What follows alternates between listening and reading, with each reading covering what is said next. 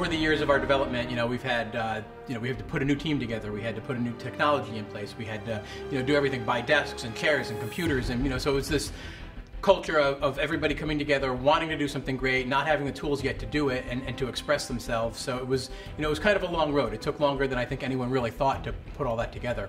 You have a team that has tons of ideas and not just one, and then you have to refine that down into something that's really manageable in the time that you have to make a game. So that's a little bit daunting, when you have all the choices in the world. How do you choose, well, this is the one thing that we're going to do? The Respawn culture really is about no nonsense. We're really hard on ourselves. One of the hard parts, I think, at least on Titanfall, was trying to figure out how to work as a team for a multiplayer. The pressure was on us to really come out with something new and different, and we were sitting there going nuts trying to wrap our heads around, okay, what does that mean? Everyone at Respawn has a voice as we're working on the game. It's not just, say, the game director and lead designer say, this is what we're making, everyone just, get on the treadmill and make it.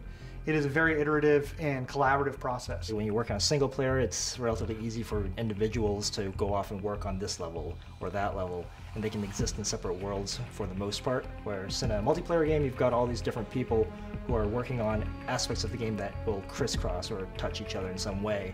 So if someone changes something here, it will affect someone else over here, and that can create a lot of tension. We have sometimes very heated arguments, and there's never any hurt feelings, there's never any repercussions for getting, passionate about anything. It is, we all know that we can together make something great. That extends out to when we do tests with outside people. Sometimes that's really hard to do because it's your baby, you've been working on it for a couple years, and some dude off the street comes in and tears it apart before it's not even done. But that's extremely crucial feedback, and we take all of it no matter where it comes from.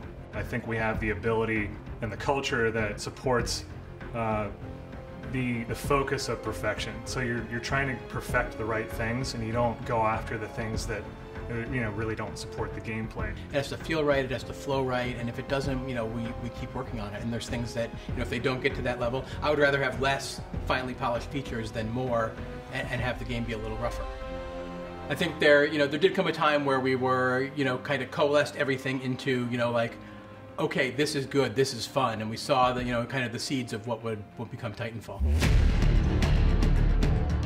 And so the first Titan, pre-viz was an actual maquette, a 1/6 scale doll that I had encased in a dive suit, and then we said, scratch that, why can't we make these really big and play with scale as well? But at the same time, here's the tricky part, we have to try and keep it not alienating to people who are used to playing first-person shooters and a particular kind of first-person shooters. So we thought, how can we do that? So that was partly the problem, finding a new, larger design space, being able to create more exotic abilities and weapons and things like that. We could see the visual of a grunt next to a Titan and how powerful that could look, how powerful this giant can look, taking cover on a building.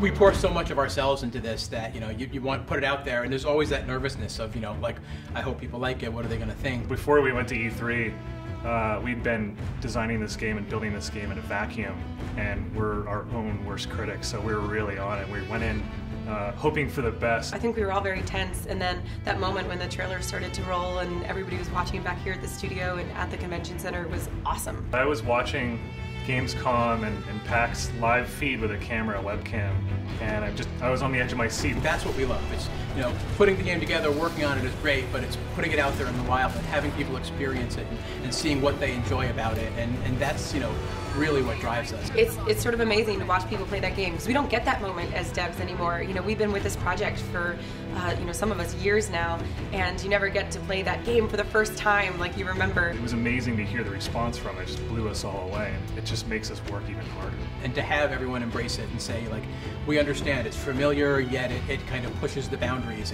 and I get this, and I want more of it, and it's great for the team.